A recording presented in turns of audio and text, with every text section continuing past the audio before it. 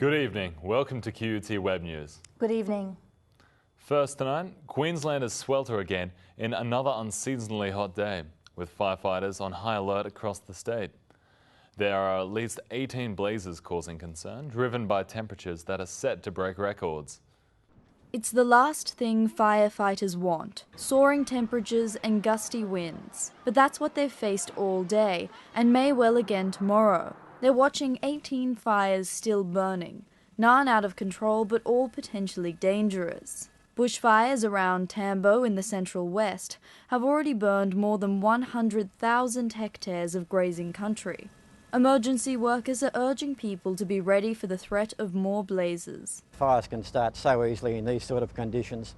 They need to be prepared, have their property prepared. Temperatures reached 32 degrees today, and it's expected to be 10 above average tomorrow at 34. Very, very dry around the state, and those hot winds behind it, so we can expect the pretty bad conditions for Queensland for the next few days. The scorching temperatures across Australia could beat national records. There is a potential for hottest maximum temperature records to be broken. New South Wales authorities have also issued severe fire warnings across a wide area. There's no rain forecast in the foreseeable future, so we're not looking at any significant rain events at all. You might get some isolated showers, but there's no rain, certainly for the next 5 or 6 days. And Queensland will also be dry again tomorrow, increasing the threat here. Saskia Edwards, QUT News. Queensland's anti-corruption watchdog says 8 public servants could face disciplinary action over the fake Tahitian prince fraud case. A report released today says there is sufficient evidence to substantiate 24 allegations of misconduct against the Queensland health officers. Joel Morohu Barlow was able to siphon off over $16.6 million before his arrest in December 2011. He falsified documents, forged signatures, and misled co-workers for 4 years before a mid-level staffer discovered the inconsistencies. Barlow was jailed for 14 years in March after pleading guilty to making 65 fraudulent transactions between 2007 and 2011. In a report released today, the Crime and Misconduct Commission outlined how 8 Queensland health officers inadvertently helped Barlow commit his fraud for so long by not following existing procedures and policies. Assistant Commissioner Kathleen Florian says it is not enough to simply have appropriate procedures and policies in place. Policy, procedures and controls can only protect against fraud if staff adhere to them. Employees at all levels should be aware of the risk of fraud and act on warning signs. Florian urged the public sector to learn from Barlow's case, so the opportunity for fraud to be committed in the future is minimised. The Minister for Health, Lawrence Springborg, says the government will examine and act on the appropriate recommendations. Certainly since that time, many things have been done to move to strengthen the system to ensure that the chance of this happening in the future is very, very much reduced. The CMC identified key areas for public sector agencies to monitor, including financial management, accountability and the acceptance of gifts. The report includes important information for all public sector agencies to reduce the risk of fraud and prevent fraudulent behaviour in the workplace. The Commission described Barlow as a brazen and determined fraudster. He is not due for parole until December 2016. Chloe Swan, QUT News. The state government is appealing the sentence over the brutal bashing of 2 alpacas at Caboolture State High School last year. One alpaca died in the incident, and the other had to be euthanized as a result of its injuries. The attack happened at night last October. Wayne Hartwig threw rocks at the alpacas before whipping and beating them with a large metal pole. Hartwig did not attend today's hearing. He was originally sentenced to 6 months probation and released on immediate parole. The horrific attack, captured on CCTV, lasted half an hour. Crown Prosecutor Michael Byrne QC told the court there were multiple blows to each animal until neither was capable of rising. One animal went to rise and was beaten down again. The court also heard the animals didn't show any aggression and the attack was not a reaction to the conduct of the animals. Attorney General Jared Blay maintains the sentence was manifestly inadequate. The RSPCA is calling for harsher penalties for animal cruelty. There definitely needs to be stronger deterrents for these sorts of crimes, absolutely. The 3 judges will consider all evidence of the appeal. However, a decision is not expected to be reached for at least another 2 weeks. Sophie Cuff, QUT News.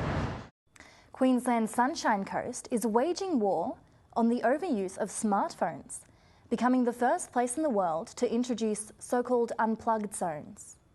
The initiative encourages tourists to switch off screens and reconnect with life. The latest Galaxy survey shows 65% of people are so attached to smartphones they couldn't live a day without them. Nevertheless, the Sunshine Coast wants to introduce unplugged zones to help visitors enjoy their holidays and de-stress. When we're out with our family, we really need to be in the moment. So don't take your phone to dinner.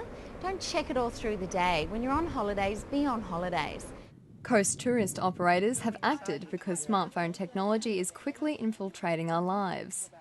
Galaxy research has revealed 53% of people use their phone in the bathroom. 48% confess smartphones have interrupted moments of intimacy. Loud phone conversations in public places do infuriate people, and this is certainly annoying me. For a lot of people, our dependence on smartphones and technology is a source of quite profound anxiety and stress. We find ourselves checking email late at night. We find ourselves failing to set aside time when we cannot be accessed. Dr. Chatfield has helped develop a 7-point code of conduct, asking us to take a phone-free day. Some holidaymakers welcomed the idea. You don't need a phone. It is our chance to actually switch off from Sydney, which is pretty fast-paced, and here we can sit back, relax, and enjoy the kids. Underwater World at Mooloolaba also likes the concept. Groucho's not too much of a fan of people using his phones. He wants them to concentrate on him a little bit more. The idea could catch on. Sarah Orr, QUT News. It's school holidays and many people are enjoying a dip in the pool. And as they escape the heat, there are new warnings that accidental drowning is the main cause of death in Australian children under 5. Push, kick fast, kick fast, kick fast, kick fast, kick fast, do the 5. Former Australian swimming coach Laurie Lawrence created the Kids Alive Do the 5 program to prevent child drownings. Today, the water safety ambassador joined forces with national pool care franchise Poolworks to educate pool owners, parents and kids across the country. Australia has the highest pool ownership per capita in the world, but simple safety measures are still ignored. Unfortunately, there's a busload of toddlers drown in backyard swimming pools every year, kids that aren't going to be with their families this Christmas. Information released by Poolworks today revealed that an astonishing 2/3 of Aussie pool owners wouldn't know how to perform CPR in an emergency. An additional 43% don't have an updated CPR chart. Pool owners should make sure their fence is intact and the gate and latch are in working order. Mate, these things are vital if we're going to get zero preschool drownings in this country. He says although it feels like summer's come early, it's never too early to start pool safety plans. Hannah Chapman, QUT News. Now in sport, we're set to see 2 very big games this weekend. In AFL, the Freemantle Dockers and the Hawthorn Hawks are prepared to fight hard for the title. Meanwhile, in League, the South Sydney Rabbitohs are determined not to go down in their preliminary without a fight. The Dockers remain confident that they can take down the Hawks this weekend, claiming the grand final win for Fremantle. The Freo boys think they're capable of bringing their trademark defence to the MCG and slow down their opponents, who are widely regarded as the #1 attackers in the game. We've got a great system in place to be able to do that on all grounds. So we have real confidence in our structure and our purpose. Also in AFL, Justin Lepich has been selected as the new coach of the Brisbane Lions. He replaces Michael Voss, who was controversially sacked last month. It's just a bit ironic that the 2 times that once I was ready as a player and now as a coach, it's the same destination. So I can't be any happier. Obviously, I know the landscape in Brisbane really well. In the NRL, the Rabbitohs are more than motivated to take down the Seagulls in the preliminary final. They were knocked out in the same game last year and are keen to go all the way this time. We are a different team now. We've got a lot more experience, particularly in this arena, and with a number of players coming into us. So I think there's a lot of factors that go into our motivations going into Friday's game. Jim Malo, QUT News. Good evening. Time to take a look at the weather. It was another scorcher in Brisbane today, with temperatures reaching 32 degrees. Across the rest of the southeast, the Gold and Sunshine Coasts were fine and sunny with lows of 18 degrees. And again, another hot day in Ipswich as temperatures reached 35. Around the nation tomorrow, and Sydney can expect a high of 29 degrees. Some possible showers for Canberra, Melbourne and Hobart. And a cold day for Adelaide with a top of 18, and Perth 21 degrees. Across the rest of the state, some high cloud cover in Mount Isa with a top of 39. Cairns and Townsville will hit lows of 18 degrees. Possible showers for Bundaberg, 17 to 32 degrees, and Longreach will feel the heat with a high of 40 degrees. Brisbane will continue to feel the heat over the next 3 days, with temperatures tomorrow soaring to a high of 34 degrees. Friday will be cooler, 19 to 28 degrees. And the start to the weekend will bring much needed relief with some possible showers and a storm. That brings you up to date with the weather.